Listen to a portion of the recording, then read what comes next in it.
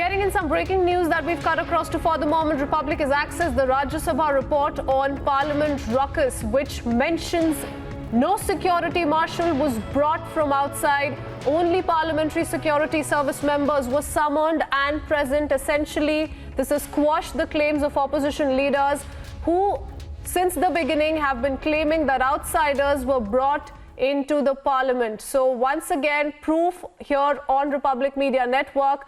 This is the report, Rajya Sabha report on Parliament ruckus, that clearly mentions that none of the security marshals were brought from the outside. It is the opposition that has been since this morning claiming that there were outsiders who were brought in and those were not essentially marshals who were supposed to be on duty, and that claim now has been quashed completely. One more lie that stands exposed. Republic breaking down all the details, and our senior executive editor Abhishek Kapoor is also with us on the phone line. Abhishek, how many more lies will be fact-checked? You know, you had the opposition first saying that it was the marshals that went on to mishandle the women MPs. That was exposed given those visuals that we've been putting out, and now another report coming in, the Rajya Sabha report on Parliament ruckus, mentioning that none of the marshals were brought in from outside. Well, absolutely. So that's the most important conclusion in the light of the opposition charge, Kritsween, that they thought that security was bolstered by getting outsiders into the parliament premises. This has been debunked. This has been denied. And the report of the Security Chief of Parliament clearly says that the security was bolstered internally by calling the parliament security team from other house as the ruckus was happening in the Rajya Sabha, number one. Number two, the report clearly shows the injuries that have happened to the two marshals, one lady marshal and another one, a male marshal.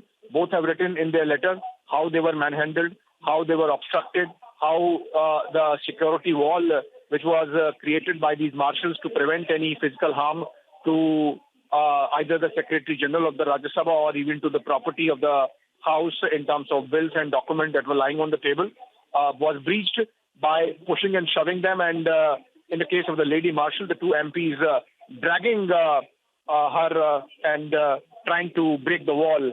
And in fact, it sounds comical, but then it gives you an idea of the scale of the desperation that was there amongst the opposition MPs to make sure that somehow the bill is not passed. That one MP, Nisar Hussain, pushed another MP, Sanjay Raut, pushed him, used him as a kind of a spade to break the security wall created by the marshals. So I think this report really lays threadbare the conduct of the opposition and the manner in which they carried themselves to make sure that the very important bill is not passed on the last day that Rajya Sabha was in session. You know, Abhishek, if we go by these details and the proof that we've been putting out, it becomes clear that perhaps all of this, all the reactions coming in after the monsoon session concluded, was merely a face saver, because, you know, you have the opposition that for the longest time did not allow any business to be transacted. No fruitful debate could take place on so many relevant issues. And then after creating this ruckus and not apologizing for the same, and we saw what's going on there. Look at those visuals there and how those marshals were manhandled. They were merely making a human chain and trying to keep the situation under control. This was nothing but the opposition's attempt to justify something that really did not hold any weight in the first place. Well, absolutely. If you look at the letter that has been written by the lady marshal, Kritsween, it clearly says that whatever they were doing was based on the standard operating procedures the lady marshal identified as Akshita Bhatt.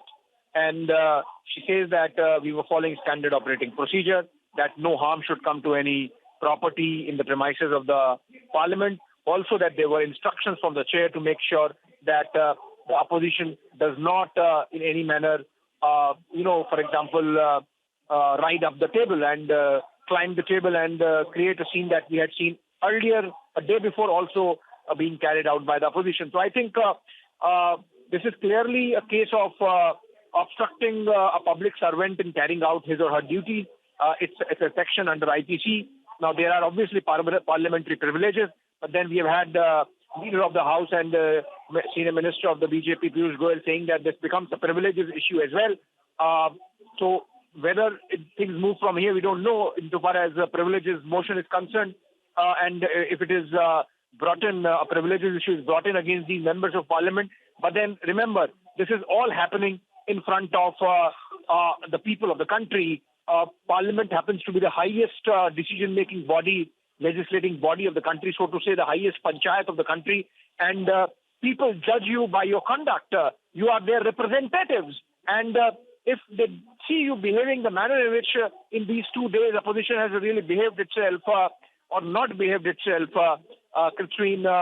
they would, take a call on whether to send them again. So in that sense, I think opposition clearly misjudged the consequences of their conduct, irrespective of whether it becomes a privileges issue or not, or an IPC issue or not.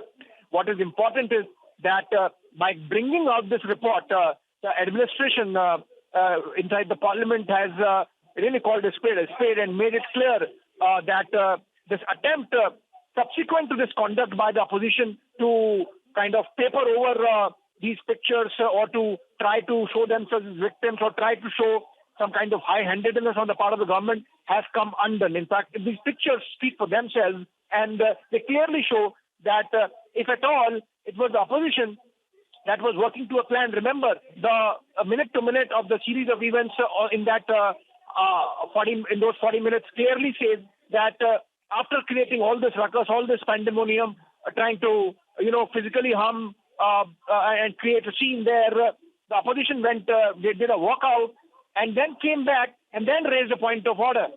So I think it was all done to a plan. It was coordinated, and subsequent statements were done to paper over all the consequences of their conduct inside the House, in the well of the House.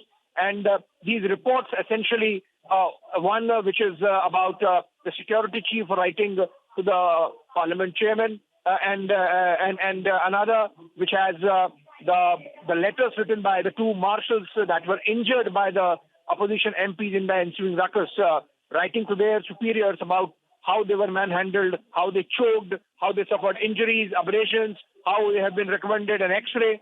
All those reports really, so to say, call the bluff of all those leaders who were subsequently trying to present a picture of victimhood insofar as their conduct inside the House is concerned.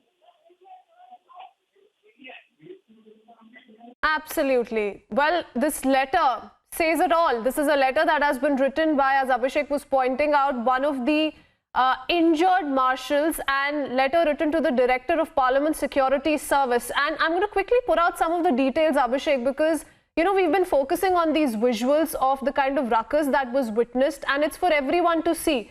There's no lying. The entire picture gets extremely clear when we look at these visuals very closely. But this letter also becomes extremely important because this is another charge that was essentially made by the opposition of how these marshals were brought from the outside. But look at what this injured marshal says in this letter, that he was detailed to perform marshal's duty inside the Rajya Sabha chamber for maintaining order in the House and secure life and property during the protest. Also goes on to mention the name of these two parliamentarians who tried to break the security cordon made by the marshals during this process. One of them caught hold of the neck of the marshal in order to drag the marshal out of the security cordon chain, which led to momentary choking and suffocation as well.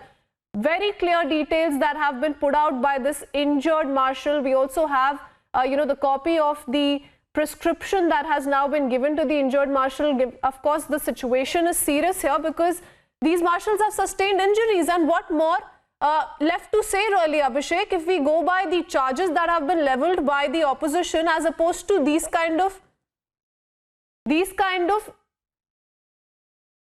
proof coming in back to back, the picture becomes extremely clear. Ankit from the digital desk is joining us on the broadcast. Ankit, take us through the letter in detail really, because it's exposing a bundle of lies once again of the opposition.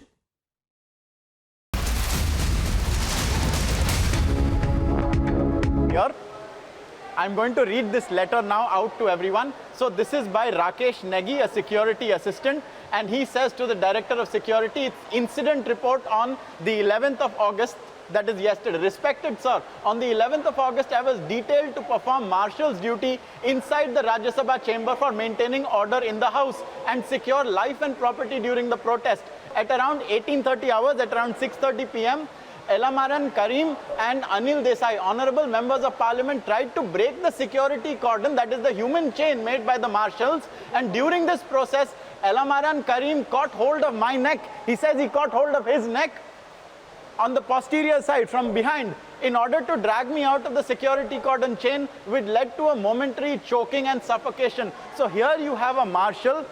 He was called into the house at 6:30 p.m. They formed a human chain. They all got together to stop the MPs from overrunning them.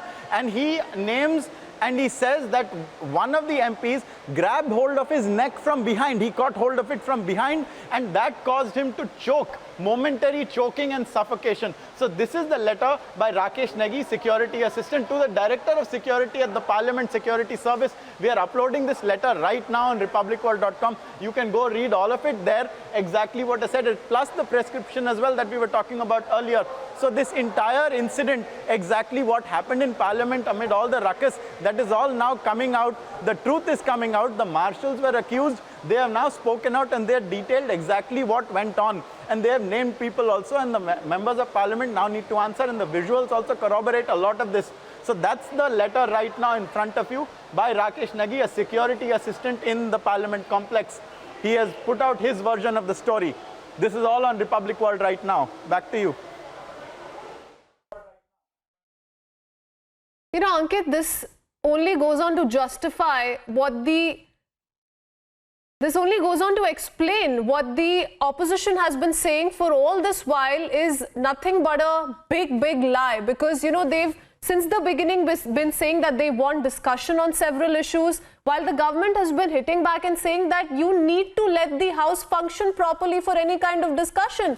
Following which we saw what happened in Rajya Sabha with Pratap Singh Bajwa not being apologetic at all, in fact saying that he'll repeat that action 100 times if need be. And then you have this kind of an attack coming in on the marshals with the opposition party twisting the story entirely at their own convenience. And the marshals, one would think, have no way of answering here. On one hand, you have MPs and everything they say, they have all these channels, they can tweet about it, they can hold press conferences, they can make these allegations, and maybe no one thinks that the marshals will have any side of the story. But then you have it right here. Here are documents, more documents coming in. Here is the prescription that has been made. So you can see here that there are a lot of different maybe medicines or treatments that are prescribed. A tablet that it says to take 5 times, one before dinner. I'm guessing it's 1 BDs before dinner, so 5 times. Another tablet here, then Voleni spray. So this is a spray that we all know is used to soothe muscle and bone aches and pains. Another ointment that has been mentioned, a bandage dressing that is mentioned here. So there is a bandage dressing. So someone has had to even get a bandage on their injured parts. An X-ray has been ordered on the left shoulder, if I'm not mistaken, if I'm reading this right. An X-ray has also been ordered. So here you have, and most importantly, I would like to bring up, so this is the prescription of an Akshita Bhatt, and it says multiple abrasions and hematoma on the left shoulder. So this is what this particular person suffered in that entire melee that went on, multiple abrasions and hematoma. So these are not words that you would take lightly in any medical prescription. Again, it says under the column, under the header of disease or ailment, it says twisted wrist and multiple abrasions and swelling. So here you have a doctor giving a prescription to a person who was at the receiving end of the MP's melee in the parliament. I don't think it gets any cleaner than this. Here it is, the entire prescription. You will find it on republicworld.com right now. And this is quite shocking that this is coming out. And I'm not sure that the opposition knew that when they made these allegations that they would get this kind of reply. But the marshals have a right to speak and air their right side of the story, and they have done right here.